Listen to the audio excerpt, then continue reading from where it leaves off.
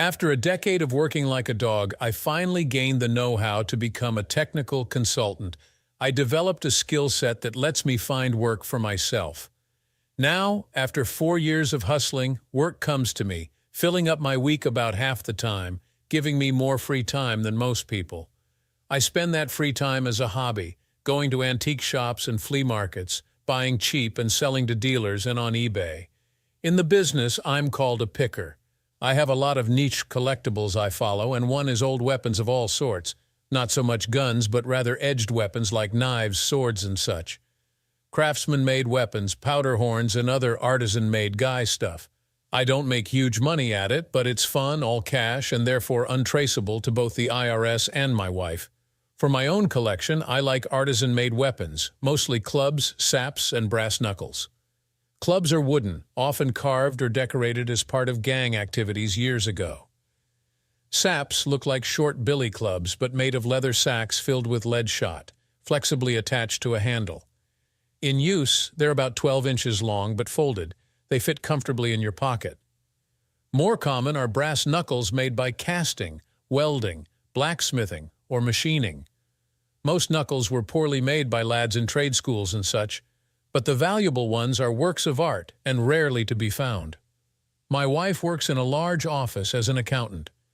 She's not so fond of the work, but likes her co-workers and the sense of belonging to a larger organization. Over the 6 or 7 years she's worked for the firm, I've gotten to know quite a lot of them.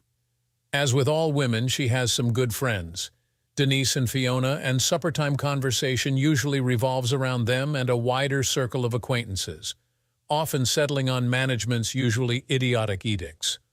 The first signs it was not remarkable when a new manager showed up and Martin Wolf entered our dinner conversation.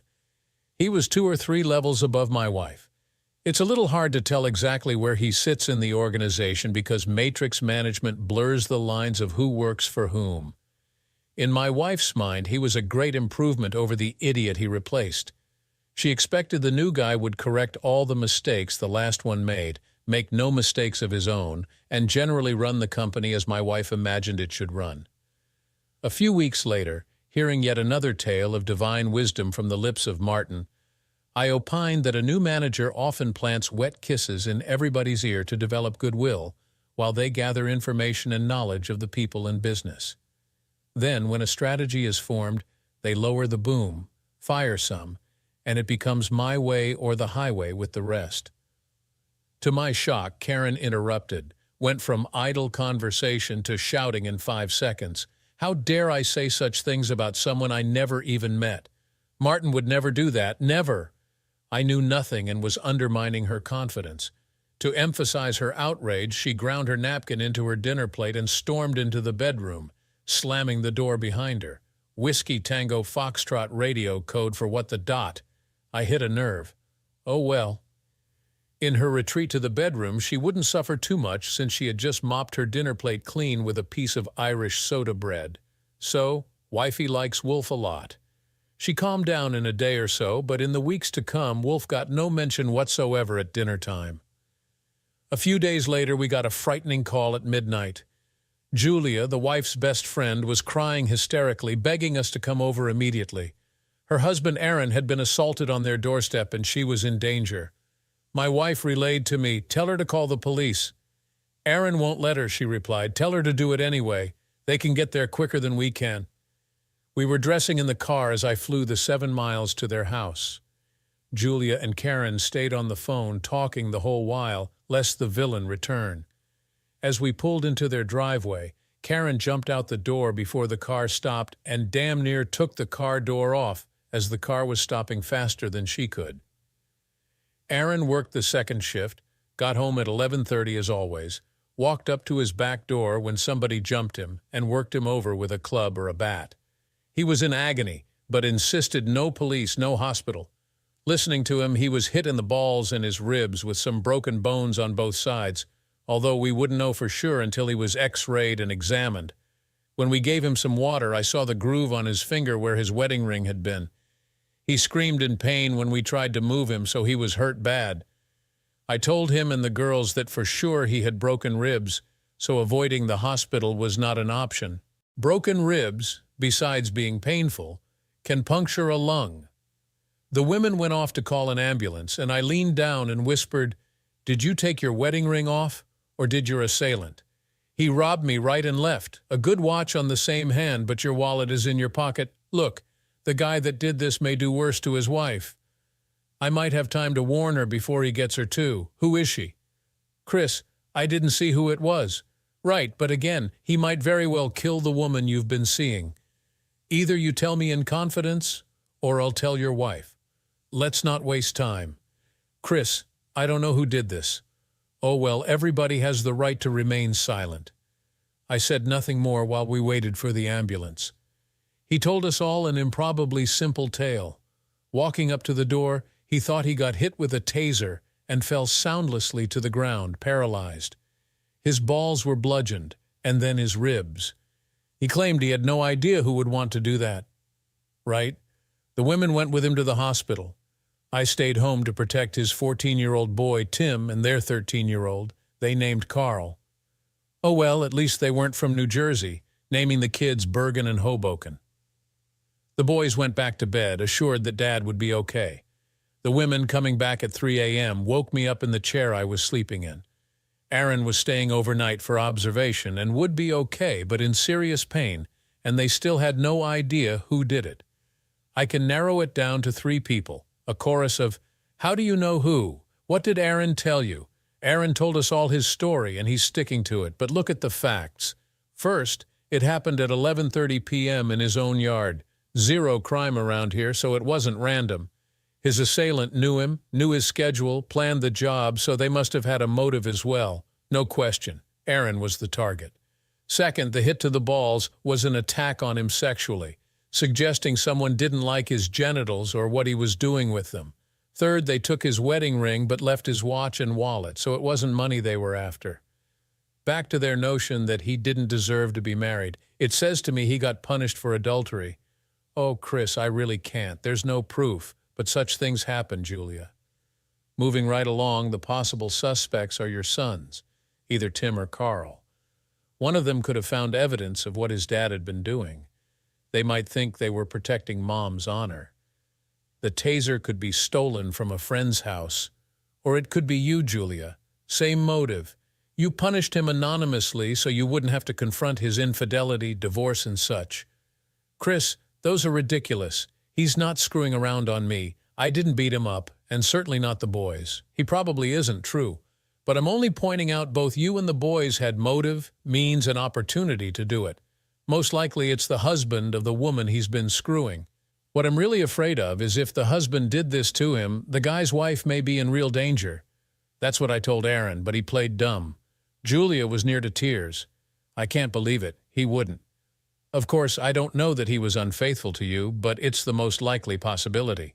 He denied it to me, but if it's true somewhere, a woman may be battered and even killed. If he had told me who, I might have been able to warn her, but it's too late now. On the way home, Karen asked, would most men go after both the errant wife and her lover? Don't know about most men, but I tell you truly, if you screwed around on me, no question, I'm going after the guy like whoever got Aaron. I wouldn't kill them, but for damn sure they would feel the damage I'd inflict to the end of their days. Some men would attack their wife, but I personally wouldn't hit you or any woman for that matter. But I'd throw your ass out the door and make the divorce as miserable for you as I could. Why, were you thinking of getting a little strange? No, of course not. I was thinking of Julia and Aaron, our lives returned to normal. Aaron's agony had nothing to do with us. One evening I asked, so how's Martin Wolf doing these days? Do you have much to do with him? Does he sit with you guys at lunch or anything? Since you so dislike Martin, I have chosen not to upset you by talking about him. Does that make you happy? No, it does not, and I'm glad you brought up the subject. For starters, it was you that got upset and had a fit, running to our room and leaving me with the dishes. I think we can assume he means much more to you than to me, and you're also correct that I've never met him. Secondly, as I recall the conversation some weeks ago, I was not accusing Martin of anything. I was mentioning my personal experience with new managers. My greatest concern here is your attitude. Hiding from me what goes on between you and Martin suggests there is a reason why you feel the need to hide your interactions with him. Of course, I'm intending the benign meaning of the word. Jesus, I'm not him. How dare you accuse me of that? Interactions in the sense of conversation or legitimate business. I admit I use the word to be provocative.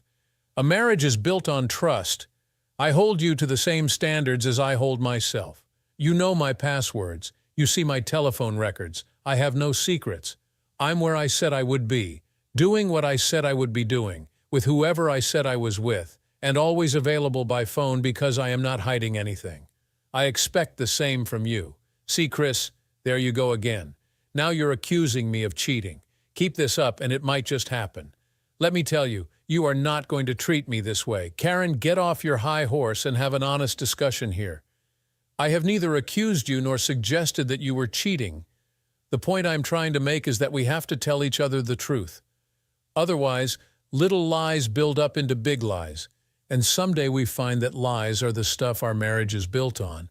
And by truth, I mean the whole truth. If you ask me who I went out to dinner with at the office, and I tell you Joey was with me, but don't mention the 2 women we met at the bar, then I have lied to you by omission. I deliberately misled you. If you later find out I lied about the supper, you might reasonably assume I lied to you to avoid more questions as to who these women were, and if I, God forbid, slept with one or both of them. Do you agree? I see no reason why I have to ask permission or even tell you who I see and what we talk about. You're being controlling and unreasonable here. It's only business. They're people I have to go out to lunch with, live with it. Keep this up, and our marriage is in trouble. No, you don't have to ask permission. You just need to mention it later. Geez, if we didn't talk about people we interacted with at work, what the hell would we talk about? Our marriage is in trouble right now. Married people do not put themselves in positions where there is doubt as to their fidelity. I need to hear it from you first. There is no reason to not mention before or after the fact who you lunch with and in general what you talked about, particularly when it's one-on-one with a man. And especially, well, look, let's call a spade a spade. You normally go out with peers, your cube mates. Bosses on high go out to lunch with their superiors and their immediate reports. Lots of business to talk about. In my admittedly limited experience, it is remarkable when a boss reaches down several levels and takes a person out to lunch with any frequency. There is not so much business to talk about. Different if he takes a group of you out, a one-time thing, sure. But if it becomes a frequent thing, not so good. You both should think of your reputation. Son of a this is something out of a Victorian novel. Think of my reputation. Give me a goddamn break. Business is not about sex, although it's apparently hard for you to believe that. Here's what I'll do. I'll go to lunch with whoever I please, thank you very much. However, I will tell you honestly when and with whom I go.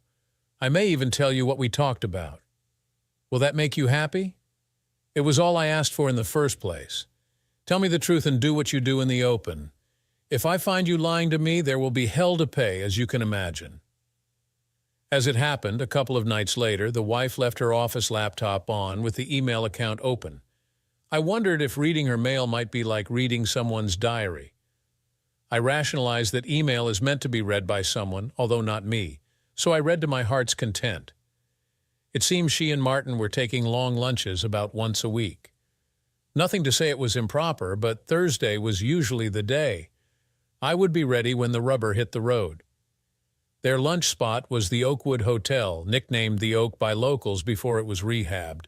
Like the proverbial lurking husband, I was in the lobby wearing a fake beard, a black suit my dad gave me, a muted tie, and, now don't laugh, added some tapered strips of black plastic to my eyeglass frames to make them look different. I also wore a fedora I bought at a junk store. I figured my wife wouldn't spot me unless she looked closely, and then, why would she? Oh, and I had a sap in my pocket. Figured I might as well try it out if my fears were realized. I was reading a newspaper when they came in holding hands. I had scoped out the bar and restaurant. The bar was very open and uninviting for secrets, so the restaurant was a better bet for seduction. Neither of them went to the hotel counter, so if anything was indeed on for the afternoon, he was already registered. I had a sandwich in the bar, as otherwise I'd look odd hanging around. I checked on them once during the meal.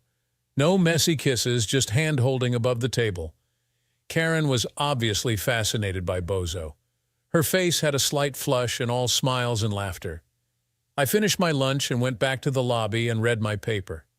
I was so engrossed in an article that if Karen hadn't laughed as she waited for the elevator, I would have missed them. As it was, they were standing with arms around each other in front of the elevator as the doors were opening. I went across the lobby as quickly as I could, planning to beat the crap out of him the moment the elevator doors closed. They paused to let some woman off the elevator, and I swept inside, beside and slightly behind them. He had his arm around her as he ushered my wife into the elevator. I was right behind her, just inches away. Of course, he saw me, but he had no idea who I was. We didn't make eye contact, so I doubt if he would have recognized me out of costume. I was prepared for a god-awful fight right there with loud howling and screams. What happened? Well, you could barely have choreographed it for a movie. Fortunately, my wife was all charged up thinking of her soon-to-be-filled glory hole, so she didn't even notice me getting into the elevator. He pivoted her around him so they both faced the door, and I easily stepped to the back wall behind them, keeping directly behind her. He hit 5 on the elevator panel and glanced at me. I held up 10 fingers. He hit 10 on the keypad. Karen was gushing about how exciting this was. He was trying to shush her. I got out my sap. He was a lot shorter than me. I think Karen was taller than him. Didn't seem fair what I was going to do. It wasn't even going to be a fair fight. I wasn't trying to prove I was the better man. I just wanted to pound the crap out of him. His hand reached down and grabbed the cheek of her ass. I stifled the impulse to nail him then and there. Now I realized that the elevator was very small. I was thinking maybe the hallway would be better for the attack. More room to maneuver, you know. As soon as the door started to open, I reached across and hit the door close button. They started out the door, her racing ahead, talking about pissing. I saw my chance and swung the sap, hitting him hard in the back of his head. It made no great noise and dropped him like a stone. Couldn't have done better if I had practiced. I half caught him as he collapsed and dragged him 2 steps back into the elevator just as the door closed, while my wife continued to babble about last one in the room and such nonsense. Bozo was out cold, lying on his back, his pants tented out a bit by a still stiff tool. A grim joy was upon me. 2 hard kicks to crush his balls, a 3rd kick to his pecker. As we passed the 6th floor, I pressed the button for floors 7, 8, and 9, as well as 11, 12, and 14. Hotels are superstitious about 13, so most don't have a 13th floor. I used the sap to hit his face a few times, taking out teeth and mashing his nose, and used his shirt to wipe the blood off it before I stuck it in my pocket. I straightened my tie, picked up my briefcase, and stood patiently for the door to open at the next floor. I was surprised that I felt no remorse for what I had done. I'm a civilized man, never struck anyone with intent to harm, and I suppose because I felt so justified, I felt no revulsion. A couple of times the elevator doors opened at the upper floors. I panicked a bit for fear that someone would see what was happening and sound the alarm. When the door opened on the 8th floor, I was done with him, so I stepped out and let him continue his ascent. I hit the down button in a hurry to get the hell out of there. I would have done what I did even if my arrest was certain, but I had no intention of becoming a martyr. I was beset by tremors, shivering with adrenaline every 15 to 20 seconds, and the hardest thing was to wait outwardly calm for the elevator. The other elevator stopped for me as the floor indicator showed Bozo was at the 12th floor and rising. I stepped in and glided non-stop to the lobby. It was at this point that I realized I just might get away with this. Looking at the floor indicator as I walked out, Bozo was coming down, passing the 11th floor. I didn't look back again as I walked through the bar and out the side door of the hotel. I ducked into McDonald's around the corner, went into the John like Superman, shucked the hat, glasses, and suit, putting on a t-shirt and jeans, and walked out of the John a new man. A quick walk 3 blocks to my car, and I drove home. I pried my beard off in the car and threw it away. After all, I committed a crime. I was sorely tempted to cut and run, pack a couple of suitcases and a big trash bag with my winter clothing, put them in my car and leave. Oddly, I hadn't really planned for the aftermath, other than her pleading for me to stay. Driving along, I thought about it and realized that I had really done nothing wrong. Beating the crap out of Wolf was only simple justice. Why should I be the one to further disrupt my life, move out, and find a new place to live? Besides, her mom lived across town, so it would be no great inconvenience for her to go there. So, to help her when I got home, I packed her into 2 suitcases with 3 trash bags for the bulky stuff, put them in the hall, and ordered pizza delivered. I canceled our credit cards using what little savings we had to pay them off. I opened a very good bottle of wine Karen had been saving for 2 years, waiting for a special occasion, which this certainly was. Had 3 glasses of it and felt much better. In fact, I was looking forward to the coming confrontation. Karen's story Jonathan was in many ways an excellent dalliance for her. He lived in New York City, so he wasn't around much and wouldn't become a bother. Plus, he was a marketing consultant for her company, so they could talk and email without danger of her husband intercepting their communications. They were in phone contact daily anyway, and every couple of weeks or so, he came to their office for a day or two. He was slightly shorter than her, but very solidly built with a sparkling laugh. He had that fresh scrubbed look, groomed impeccably. A bit of a head-turner he was. They had been flirting harmlessly for weeks and were in her cubicle analyzing a proposal her department made for business that was awarded to others. He was leaning over her shoulder as she was paging through the proposal on her computer, realizing with embarrassment just how bad, in the light of her new training, the thing was. She was wearing a blouse that was a bit low-cut for office wear, so when she glanced up, she saw he was staring at her tits and seeing more than she intended to display. "You nasty man, stop that!" She kept her voice down. He leaned down, his lips brushing her ear, making her shiver as he whispered, "Undo one more button for me." She paused, clutching her blouse to her breastbone. This was past flirting. No, not flirting at all. She knew what would happen if she did this. "Please," he added. She released her clutched blouse, made her decision, and with awkward fingertips undid one button. Green light meant go. He leaned over her, pointed to one corner of the computer screen, and said, "Show me what's down there." As she moved the mouse down there, he placed his other hand on her collarbone and slid it down. His hand continued marauding as it shed her modesty. "By any chance, do you think you could find a hard copy of this presentation in the file room?" Her voice shook a little. "There's probably one. It'll take a while to find it, but you can help me look." She wobbled a bit with a flushed face on the way to the file room. They locked the door. "Hope you're ready, Karen, because we don't have much time." "Jesus, I'm ready." She clutched him with an open-mouthed kiss. He returned it, but it was not what he wanted just at that moment. He turned her around, bent her over a chair, reached under her skirt, and pulled her granny panties to the floor. It was speed. They grabbed a proposal at random and went back into the main office, Karen detouring to the John for a better cleanup. Still exciting, though. It was fucking in the office, dangerously. On his next trip, she left work an hour early, and they fucked in his hotel room, her arriving home an hour late, not enough to elicit comment from her husband. Her only complaint with Jonathan was he was very controlling, always wanting her to lift this leg, move that way, and do this. He never developed a flow that carried and sustained the pleasure. She would have to mention that next time and be more proactive. Karen thought sex with Jonathan was the most exciting thing that had happened to her in as long as she could remember, even better than her trip to Disney World when she was 10. She had been anticipating this coming trip like a child does summer vacation. 2 weeks later, she was disappointed, thinking she wouldn't get a chance to be alone with Jonathan this week because they were taking her mother out for her birthday that night, and Martin had scheduled a lunch meeting with her and another person at the Oak Hotel the next day.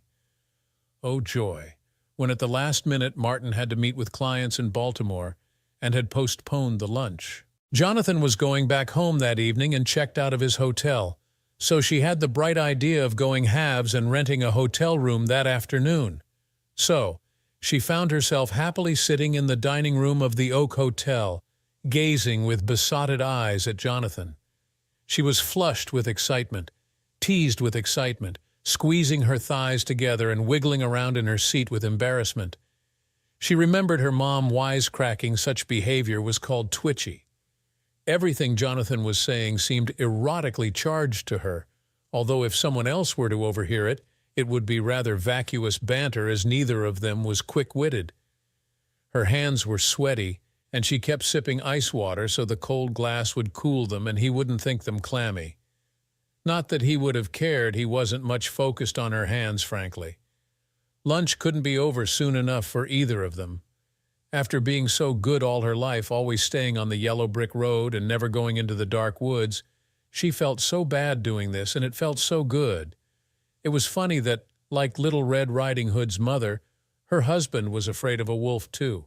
She giggled out loud because she had never thought of it before, but it was too funny. Jonathan's last name was Lamb.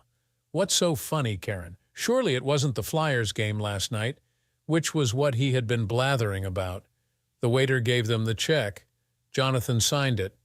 Oh, my husband thinks Martin Wolf is trying to, or already is, sleeping with me, and of course he isn't. Never even hinted he was interested.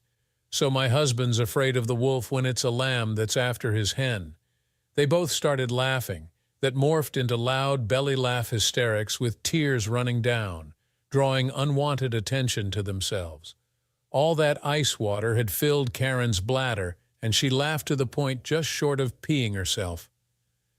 As they left the restaurant, they were walking into the elevator when Karen said, "Give me the key. I have to pee."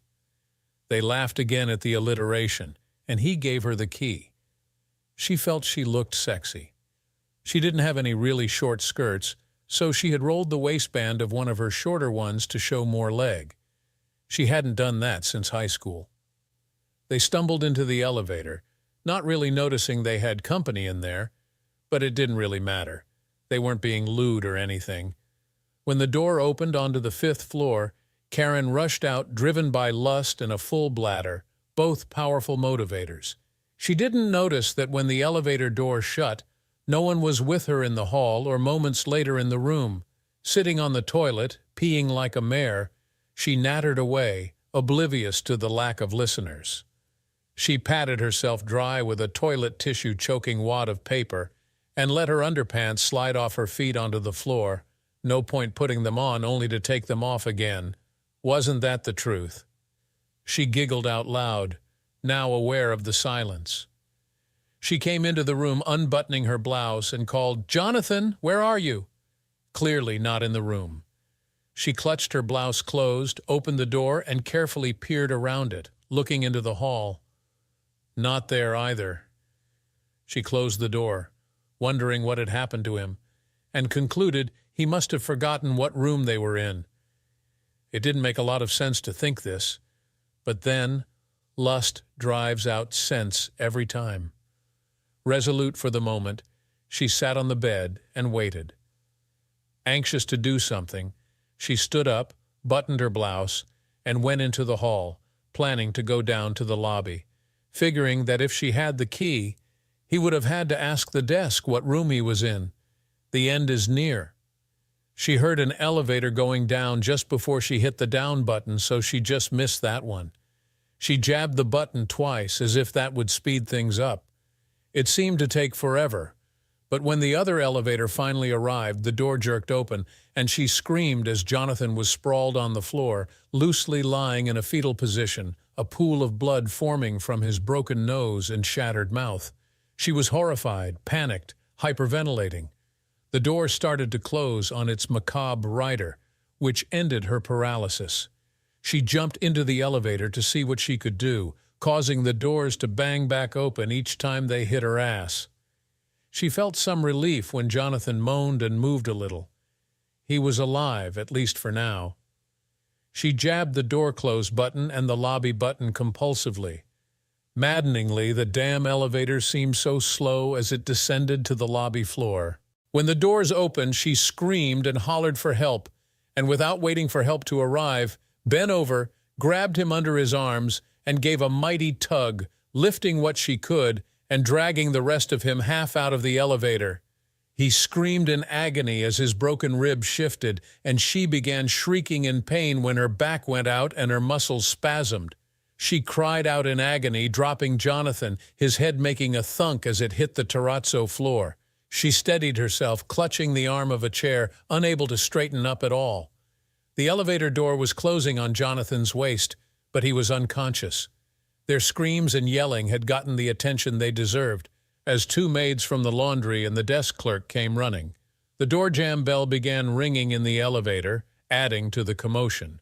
Seeing the queer hunchback woman shrieking over her bloody victim, they kept a safe distance and called the manager while the elevator doors marked time, opening, closing, banging on Jonathan, bell ringing to call yet more attention, if that was possible. Karen was hunched over, her upper body parallel to the floor, her head cranked sideways, looking up at everybody as she hollered incoherently about lambs and doctors and wolves and doing something. The manager, who knew a nutter when he saw one, took one look and called the police and an ambulance in that order. He sent the desk man to get the elevator key and the maid to keep the curiosity seekers the commotion had attracted at a distance. It had a calming effect when they locked the elevator, which stopped the door rattling and bell ringing. Karen was mortally embarrassed to be caught in a hotel with her lover and realized it was likely that her reason for being there would come out, and once out, might somehow get back to Chris. If she had been able to walk, she would have done so and left Jonathan to his fate. Such a compromising situation became more so when the ambulance came and they found no knife or gunshot wounds, which raised the question of what happened to him. She wanted to know too, of course, but a police investigation might turn up things best left buried. Jonathan's injuries, while painful, probably weren't life-threatening but certainly needed professional attention. At the hospital, she wasn't kin as far as they could determine, so her request to ride in the ambulance was denied. She could go nowhere. The police questioned her. Had he been shot or something, the police would have had things to look for that would have had nothing to do with her. But as that was not the case, this was the worst case. The scene piqued their curiosity, and they wanted to get to the bottom of it because their job was often boring, and this was interesting. She had no choice but to tell the police what little she knew about the events that had swirled around her. And of course, she had to fess up to why she and Jonathan were there in the first place. The officer was very professional and quite neutral towards her, but she could see she had dropped noticeably in his respect for her. "Mrs. Ryan, do you have any idea who might have assaulted Mr. Lamb? Did you see anyone you recognized in the hotel?" "Well, no, I think I've seen the desk clerk before, but no one I know. And there is no one you suspect might have had a motive to assault Mr. Lamb?" "Of course not. He only comes to Philly a couple of times a month. He doesn't even know hardly anyone." "Are you and your husband on good terms? What are you implying? Just asking a question." "Yes, of course we are." "Where do you think he is this afternoon?" "I don't know. He works from home and comes and goes. He certainly had no idea that—" "I'm sorry, I said that wrong. This was a business lunch and not something that would come to his attention." "Right then. Well, interview the staff and check surveillance cameras. But if Mr. Lamb wishes us to pursue this further, he should file a complaint as soon as he is able." Jonathan's car was down the street, but she didn't have the key and couldn't drive it in her condition. The Kopak wife had cheated on him, so he wasn't going to offer to drive her either.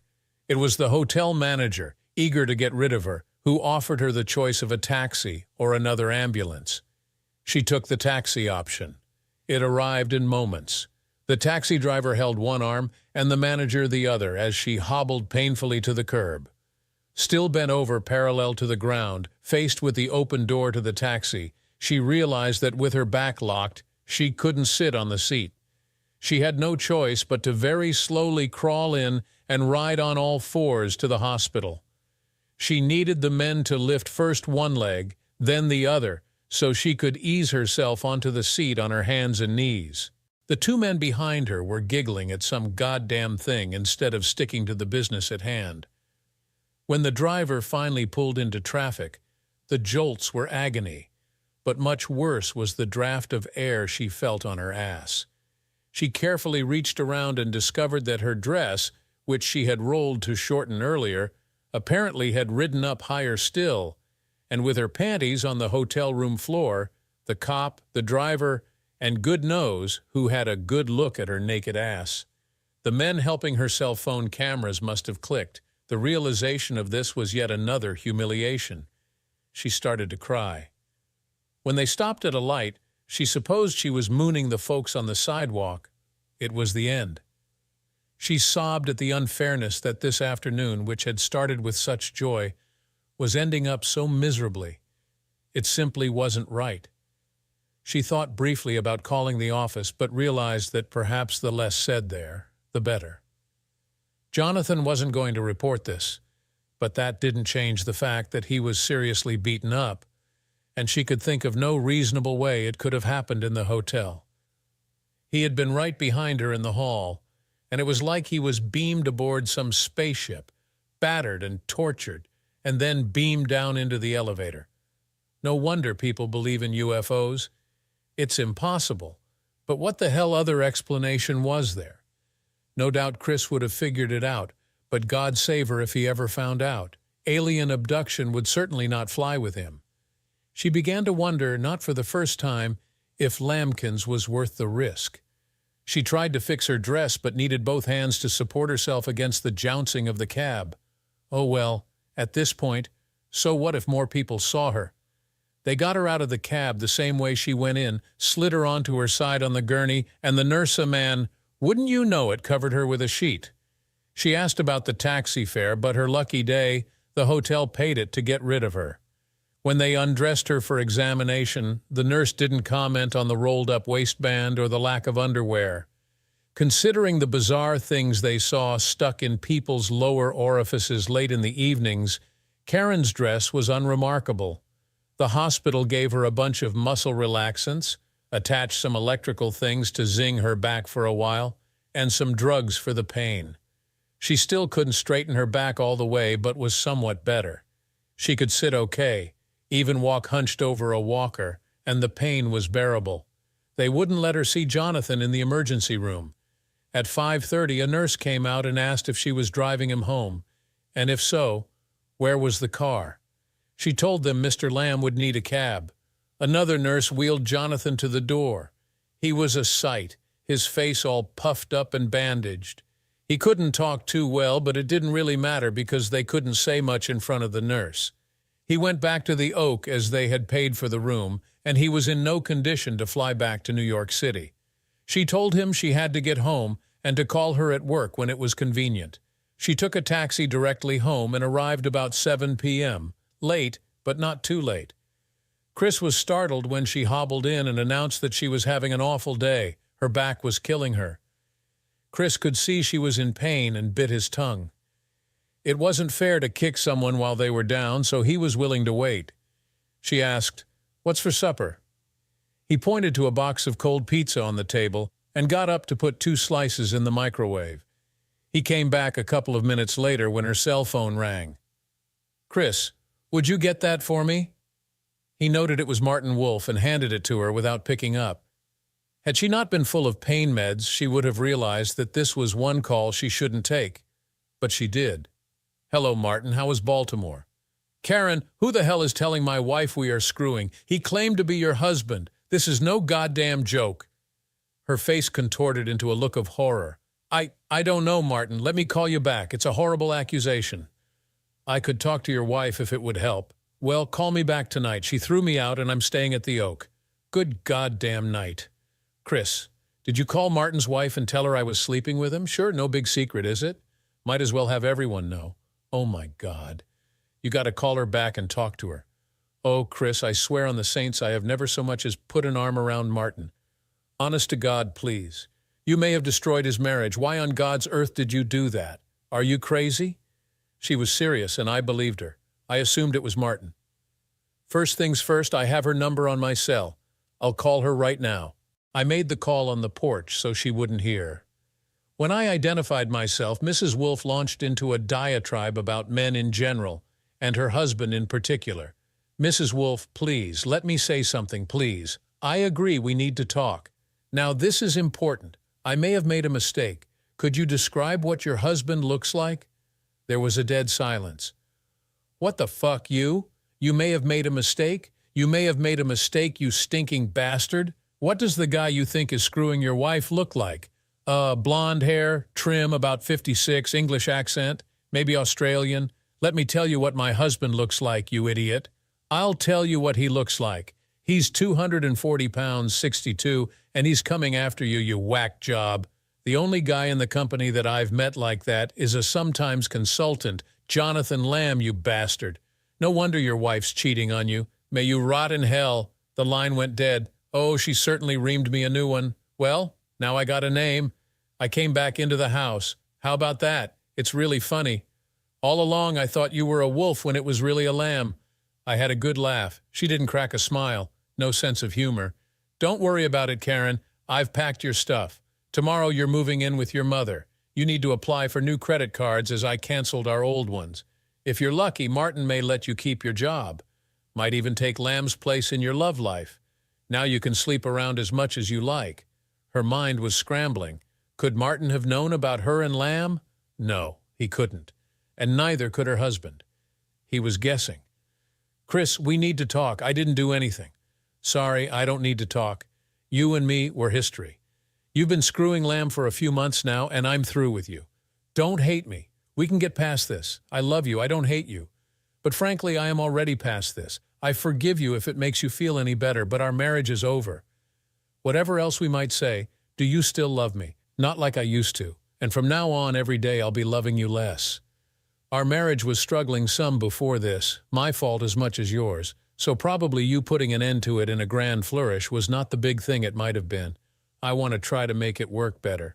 You get on with life. I can forgive, but I won't forget. And if I stayed with you, I'd always wonder what you were doing and who was the father of my kids. Don't want to live that way.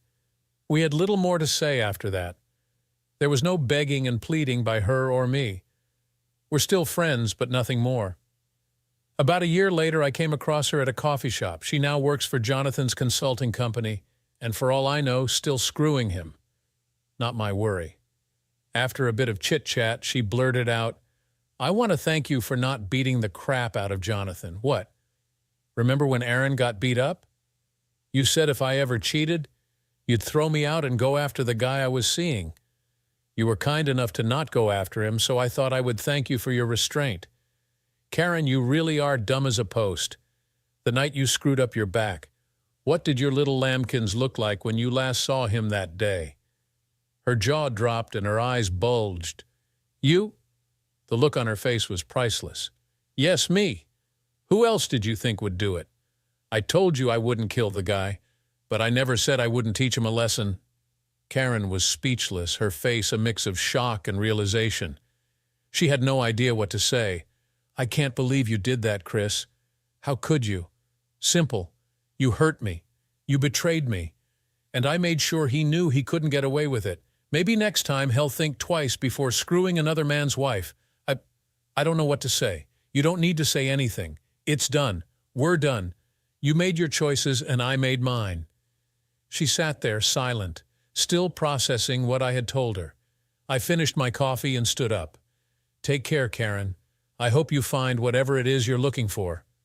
I left the coffee shop, feeling a weight lifted off my shoulders. It was finally over. Looking back, I realized I had grown stronger from the whole ordeal. I had rediscovered my self-respect and learned to stand up for myself. Life moved on, and so did I. Eventually, I found someone new, someone who valued honesty and loyalty as much as I did. We built a life together, free from the shadows of betrayal and deceit. And every now and then, I'd think back to that time and be grateful for the lessons it taught me. Thanks for watching. What would you do if you caught your spouse cheating? Share your thoughts in the comments, and don't forget to like and subscribe for more real-life stories of betrayal and revenge.